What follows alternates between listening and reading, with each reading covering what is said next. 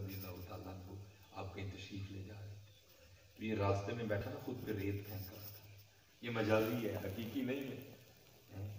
تو بس آپ کے قلب مبارک میں کوئی بات ہے، آپ دوست احباب ساتھ کے نا فرمانے لگے آؤ ذرا کیش میں جو پوچھیے ایک ادھر ہم اس کے خیال میں خلیفہ کسے ہونا چاہیے، آپ تشریف لے آئے اور آ کے نا قیس سے پوچھتے ہیں قیس تیرے خیال میں خلیفہ حضرت مولا علی مشکل کشا کو ہونا چاہیے یا حضرت سیدنا امیر معاویہ کو ہونا چاہیے؟ سبحان اللہ، تو کیا کہتا ہے؟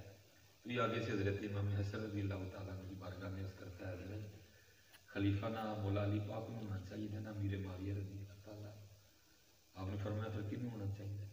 اور کہتا ہے حضور خلیفہ تو میری لیلا کو ہونا چاہیے۔ آپ نے بھی اس دن فرمایا تھا انت مجنون، مجنون، آپ نے فرمایا تھا انت مجنون، تو دیوانہ ہو گیا، تو اس کے لیلا نے تیرا یہ حال کر دیا، نہ تجھے مولا علی پاک یاد ہے نہ تجھے حضرت امیر معاویہ یاد ہے، اگر تجھے یاد رہ گئی تو لیلا یاد رہ گئی۔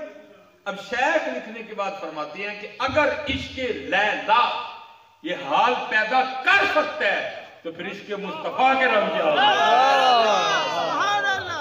پھر عشق مصطفیٰ کے رنگ کیا ہوگا؟ اگر یہ کر سکتا ہے تو پھر عشق حقیقی بدلے میں کتنے رنگ بنے گا؟ اور ہے بھی یہ ماشاءاللہ میرا جو پاک کا بھی ماں ہے صوفیہ